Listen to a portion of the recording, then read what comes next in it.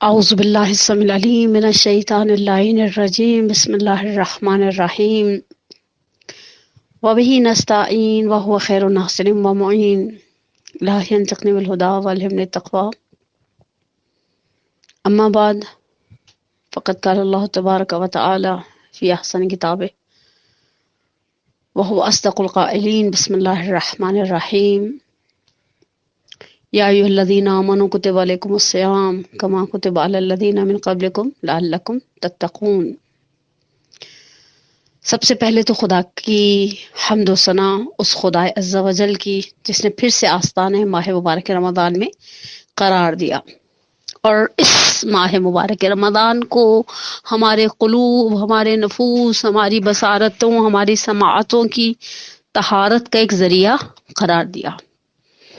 اور جیسے ہی ماہ مبارک رمضان کی آمد ہوتی ہے، ہماری زندگی میں کچھ تحولات، کچھ چینجز آتی ہیں، گھریلو سطح پر، عبادتوں کی سطح پر، ہمارے مزاج کی سطح پر، ٹائم ٹیبلز کی سطح پر۔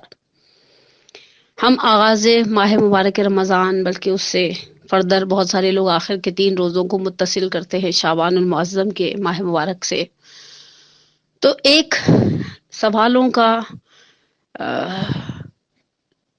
ڈھیر ہوتا ہے ہمارے سامنے فقہی مسائل کے اعتبار سے، جس کا ہم نے لاسٹ ایک اچھا سلوشن یہ نکالا خدا کی مدد اور احسان سے کہ ہم نے ہر روز 10-10 12-12 منٹ کے آڈیو کلپس بنانے شروع کر دیے، اور وہ مسائل جو ہر روز پوچھے جاتے تھے، مختلف فقہی مسائل کے جو 8-9 گروپس چلاتے ہیں، تو اس میں ہر روز ہم وہ ایک آڈیو ڈال دیتے تھے، اور خواتین کے وہ مسائل جو فقہی اعتبار سے مسلسل تکرار ہوتی تھی، روزے کے اندر انسولین لگا سکتے ہیں، روزے کے اندر کان میں قطرے ڈال سکتے ہیں، روزے کے اندر وکس لگا سکتے ہیں، روزے کے اندر سالن چکھ سکتے ہیں، اس طرح کے سوال میڈیکلی پوائنٹ آف ویو سے داڑھ نکلوا سکتے ہیں خواتین کی، پھر عید کی آمد میں سلون کے سوالات فیشل کروا سکتے ہیں۔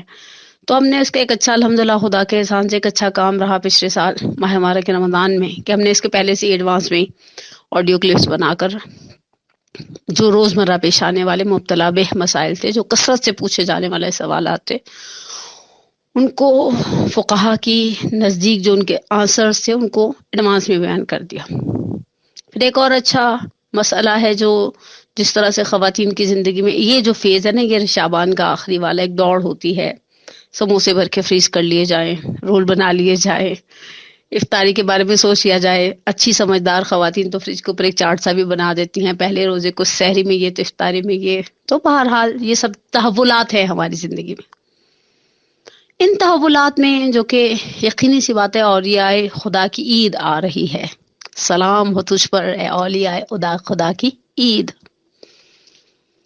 اور ایک اور سوالوں کا ڈھیر ہوتا ہے ہمارے پاس۔ خواتین خانہ دار جن میں سے اکثر یا چھوٹے بچے والی ہیں، یا کسی بیمار اور بوڑھے کی دیکھ بھال کرنے والی ہیں، گھر میں کوئی شخص ایسا ہے جو بیمار بھی ہے اور بوڑھا بھی ہے، یا صرف بیمار ہے یا صرف بوڑھا ایسا ہے جو روزہ نہیں رکھ پا رہا۔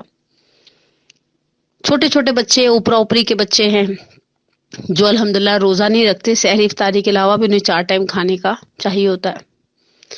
شاغل خواتین، مشغول وہ خواتین جو بہرحال جابس کرتی ہیں، اور وہ ان عورتوں کی طرح نہیں ہیں جو ماسی سے کام کروا کر پھر اے سی چلا کر سارا دن سوئی پڑی رہتی ہیں۔ یہ جن کے پاس کام کا بھی ایک ڈھیر ہے، لوڈ ہے، انہوں نے وہ کام کرنا ہے۔ رمضان ان کے کام پر اثر انداز نہیں ہوتا، تھوڑا بہت شاید ٹائمنگز میں ریلیف مل جاتا ہے ان خواتین کو، لیکن ایسا نہیں ہے جاب کرنے والی خواتین۔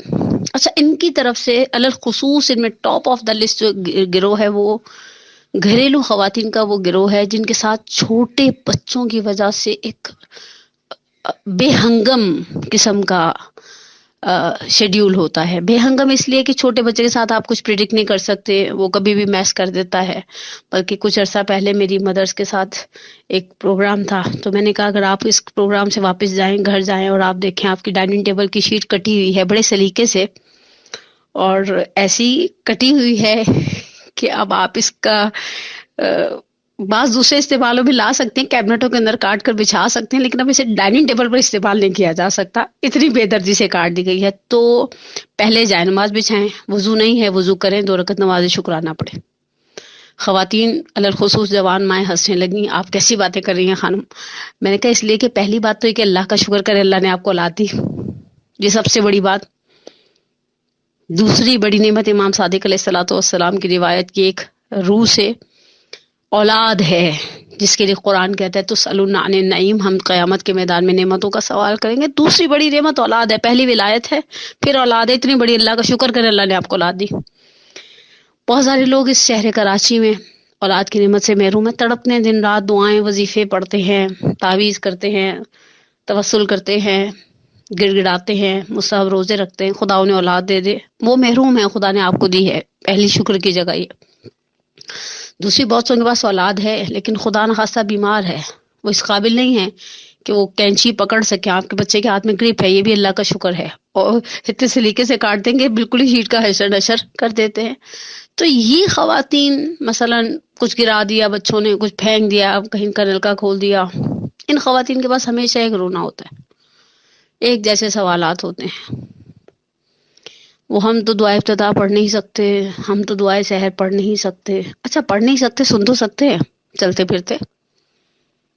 میں یہاں پر آپ کے سامنے صرف 2 مثالیں دوں گی گھریلو خواتین کے لیے، میرا ایک بہت ہی مؤدبانہ قسم کا پیغام ہے۔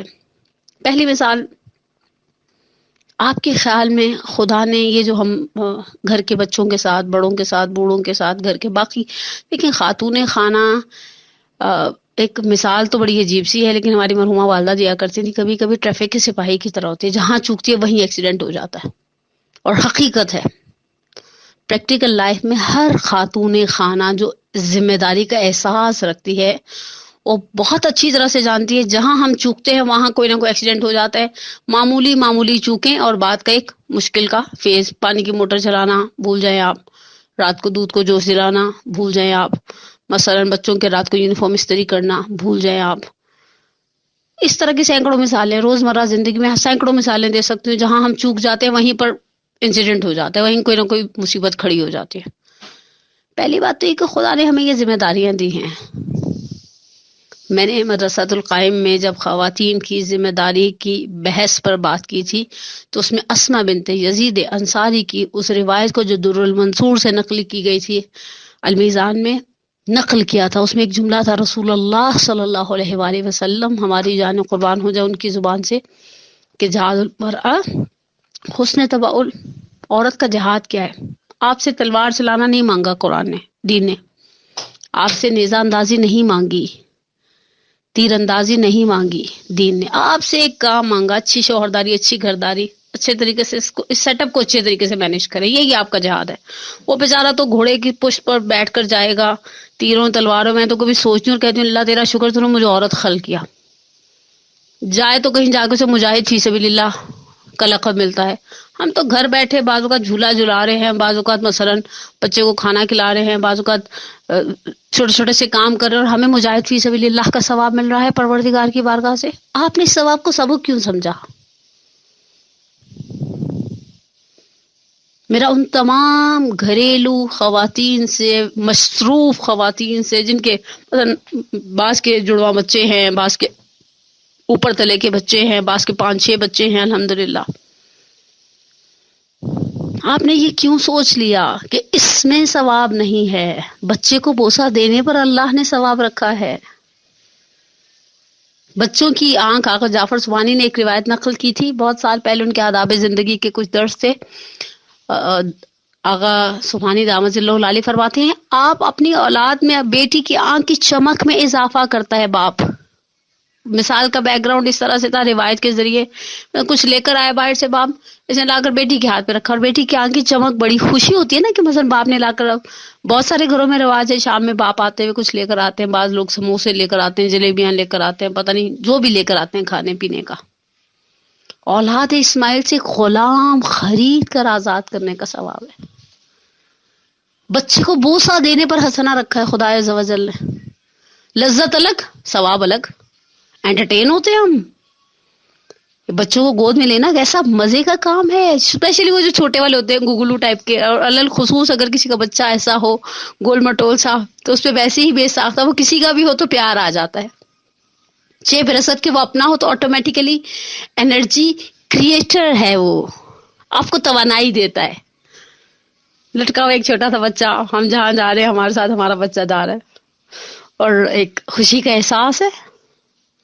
میں بھی آگے قراتی کو سن رہی تھی، فرزند کمتر زندگی بہتر والے حوالے سے. کہا صحیح بات ہے، انہوں نے بہت پیاری بات کہی، کہا یہ خود زندگی کی لذتیں ہیں. اچھا کمال یہ ہے کہ صرف لذتیں نہیں ہے، ثواب بھی ہے، خدا کی خوشنودی کی خاطر ہم یہ کام کریں. تو پہلی بات تو یہ کہ یہ بات ذہن سے نکال دیں کہ اگر آپ پوری دعائے افتتاح پڑھیں گی، اگر آپ پوری دعائے سحر پڑھیں گی، اگر آپ پورا روز کا ایک خط جز ختم قرآن کریں گی، تو ہی خدا آپ سے ماہ مبارک رمضان کو قبول کرے گا. ایسا نہیں ہے عزیزان من. پہلی بات تو یہ کہ کچھ مسائل کے سلوشن ہیں. اگر ایک خاتون خانہ نے 3-4 افراد کی سحری بنانی ہے تو obviously وہ انسان ہے، اسے نیند بھی چاہیے، اس کو اٹھنا بھی ہے، اسے گھر والوں کے لیے، اور گھر والے بھی تو بعض اوقات سحری میں ان کے نخرے شروع ہو جاتے ہیں جو ویسے بڑے بھلے مانس ہوتے ہیں، میٹھا پراٹھا بنا دیں ایسے جیسے وہاں پر ایک شخص کھڑا ہے جو روبوٹ ہے، اسے گرمی نہیں لگ رہی، اس نے میٹھا پراٹھا بنانا ہے، اور کچھ کوئی آواز کونے سے آتی ہے، بیگم مجھے ایسا کرو سادی روٹی پھلکا اتار دو، کل پراٹھا کھا لیا تھا، ایسیڈیٹی ہو رہی تھی روزے میں. اس کو وہ مثلا ان کو پھلکا بھی اتار کر دینا ہے، وہ میٹھے پراٹھے والے بچے کو، اسپیشلی وہ بچے جن کا پہلا سال روزوں کا ہوتا ہے، وہ بڑے نخرے اٹھواتے ہیں، وہ اپنے آپ کو ذرا پرائم منسٹر اور پریزیڈنٹ کے لیول پر لے جاتے ہیں، اور ہم بھی ان کے نخرے اٹھا کر خوش ہیں. بس کسی طرح روزہ پورا ہو جائے، بس کسی طرح روزہ نہ لگے. اچھا تھوڑی سی دہی کھا لو، ٹوٹ کے شروع ہو جاتے ہیں، وہ پتہ نہیں الائچی پیس کے کھا لو، روزہ نہیں لگے گا. یہ سب عبادتیں ہیں. آپ دعائے سحر پاس لگا لیں، مائکرو ویو پر رکھ لیں. اب تو ہمارے موبائلوں کے اندر اتنی ایپس ہیں کہ الامان الحفیظ، پڑھ نہیں سکتی، سن تو سکتی ہیں نا، بڑی نہیں پڑھ سکتی، چھوٹی دعائیں تو پڑھ سکتی ہیں. امیر المومنین علی علیہ الصلوۃ والسلام اللہ وسلم کسی شخص کے پاس سے گزرے، لمبی چوڑی دعا مانگ رہا تھا، مولا نے کہا جو طویل کو سنتا ہے وہ قلیل کو بھی سنتا ہے.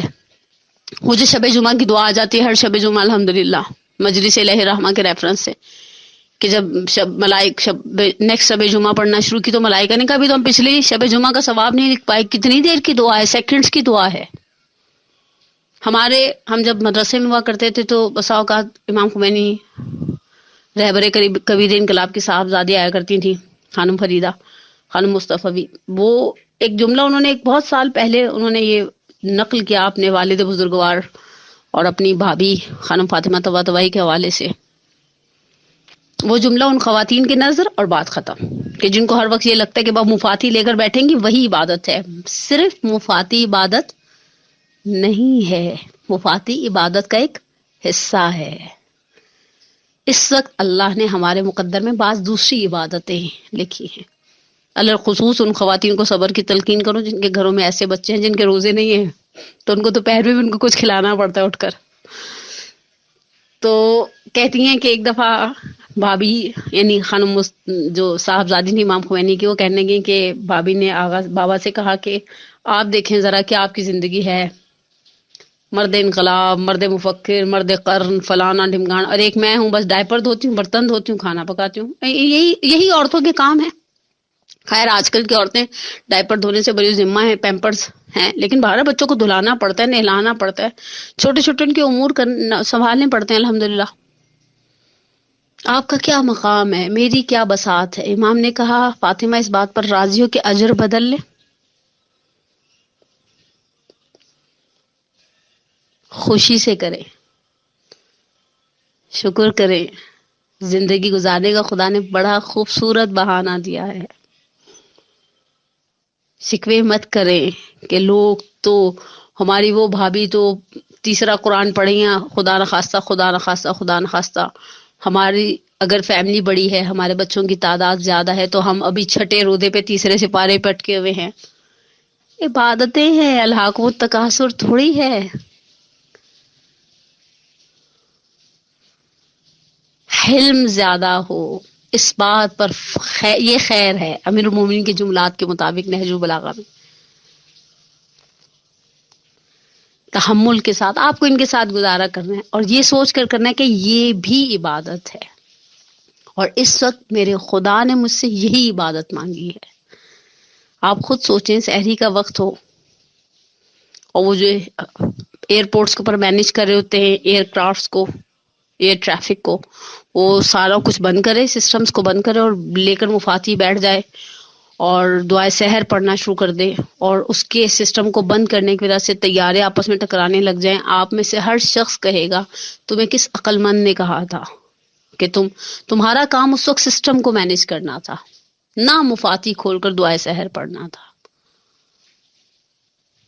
ہمارے کام بسا اوقات الخصوص سحری اور افطاری میں، کبھی کبھی رشک آتا ہے ان لوگوں کو دیکھ کر جو ماشاءاللہ لمبی دعائیں بھی پڑھے ہوتے ہیں، نمازیں بھی پڑھے ہوتے ہیں۔ شعبان میں مجھے کسی مومنہ کا میسج آتا تھا، وہ قل ہو اللہ 100 ہر دفعہ ہے ہر رکعت میں، تو میں سوچی تھی خوب خدا نے انہیں سعادت دی ہے، فرصت دی ہے، الحمدللہ بچے بڑے ہو گئے، اب اس فیز سے نکل آئی ہیں جو بچوں کی، چھوٹے بچوں کی فیز ہے کہ سٹیج ہوتی ہے جس میں ماں کھپی رہتی ہے ان کے پیچھے۔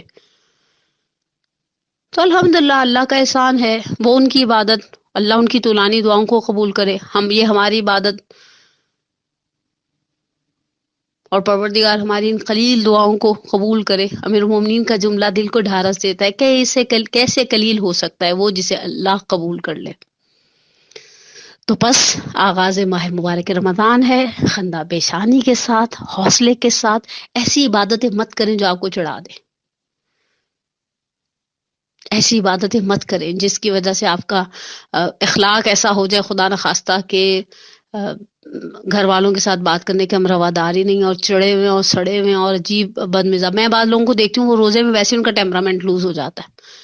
اگر آپ کا ٹیمپرامنٹ لوز ہو جاتا ہے تو آپ ایک کونے میں چپ چاپ بیٹھ جائیں، دوسروں کا روزہ خراب مت کریں، بد اخلاقی سے پرہیز کریں، چڑ کرنے سے پرہیز کریں، جھنجھلاہٹ اور بلا وجہ کے غصے سے پرہیز کریں، روزہ رکھیں، جتنی عبادتیں ہو سکتی ہیں کریں۔ آخری جملہ، اجتناب السیئات اولی من اکتساب الحسنات، نیکیوں کو حاصل کرنے سے بہت اچھا ہے کہ انسان گناہوں کو اوائڈ کرے، اور بدترین گناہ جو بعض اوقات ہم ذرا زیادہ عبادت کر جاتے ہیں۔ تو آج کل میں وہ شرح خطبہ قاسیہ سن رہی ہوں، ایک استاد بزرگوار کی، وہ ان کا جملہ تو ویسے دل کو ڈبو دے کہ ایک لمحے کا تکبر تھا، 6000 سال کی عبادت کو ڈبو دیا اس نے۔ تو پروردگار انشاءاللہ اس ماہ مبارک کی برکتوں کے صدقے میں اور اس اولیاء خدا کی عید کے صدقے میں، گرچہ عید تو اولیاء خدا کی ہے لیکن پروردگار انشاءاللہ ہمیں اس ماہ مبارک کی برکتوں کے صدقے میں ہماری سب سے بڑی حاجت ہمارے ولی کے ظہور میں تعجیل فرمائے۔ کرونا پھر سے سر اٹھا گیا، انسانیت بیچار پریشان ہے، بے قرار ہے اس کرونا کی مصیبتوں کی وجہ سے۔ پروردگار تمام عالم اسلام، عالم انسانیت کو اس کرونا کی وبا سے نجات عطا فرمائے، ہمارے بیماروں کو شفا عاجلہ و کاملہ عطا فرمائے۔ اس سگ زوار کریمہ اہل بیت حضرت فاطمہ معصومہ سلام اللہ علیہا میں ہوں، ان کا واسطہ دے کر دعا کرتے ہیں۔ شہزادی ایک قول کے مطابق 4 سال کی تھیں جب باپ کے سائے سے محروم ہو گئی۔ شہزادی کا مقام بہت ہے، داخل ہوتے حرم میں اگرچہ رکاوٹیں کھڑی ہیں زری تک پہنچنے کا، زری دیکھ سکتے ہیں، زری چھو نہیں سکتے، لیکن جب دروازے سے داخل ہوتے ہیں، الخصوص مسجد والے سر والے، تو دروازے میں لکھی ہوئی امام کی روایت نظر آتی ہے، منظارہ امتی بقم عارفا بحق فلاح الجنہ۔ پروردگارہ اس زینب ثانی کے صدقے میں، اس صاحب کمالات و عرفان کے صدقے میں بہت بڑا مقام ہے جناب فاطمہ معصومہ کا۔ امام رضا کے بعد اولاد امام موسیٰ کاظم میں سب سے زیادہ جلیل القدر شخصیت جناب فاطمہ معصومہ کی ہے۔ پروردگار اس عظیم ہستی کے صدقے میں ہمارے بیماروں کو شفا عاجلہ و کاملہ عطا فرما، ہمارے مرحومین کی مغفرت فرما۔ الخصوص میں جوار کریم اہل بیت میں دعا گو ہوں اپنے مرحوم والدین کے لیے۔ پروردگار ان کی قبر کو بہشت برزخی کے باغوں میں سے ایک باغ قرار دے، ان کے کبیرہ صغیرہ گناہوں کو معاف فرما، مجھے، میرے والدین کے لیے، میری اولاد کو میرے لیے واقعات الصالحات میں سے قرار دے، ہم سب کا خاتمہ بالایمان فرما، اس ماہ مبارک رمضان کو ہماری زندگی کا آخری ماہ مبارک رمضان قرار نہ دے، اور اس رمضان میں جو کچھ ماہ مبارک میں جو کچھ تو اپنے اولیاء کو دے گا، شب زندہ داروں کو دے گا، دن میں روزہ رکھنے والوں کو دے گا، مجاہدین و زاہدین کو دے گا، صحیح خالص سچے عبادت گزاروں کو دے گا، ان کے صدقے میں ہم گناہ گاروں کو عنایت فرما۔ والسلام علیکم ورحمۃ اللہ وبرکاتہ۔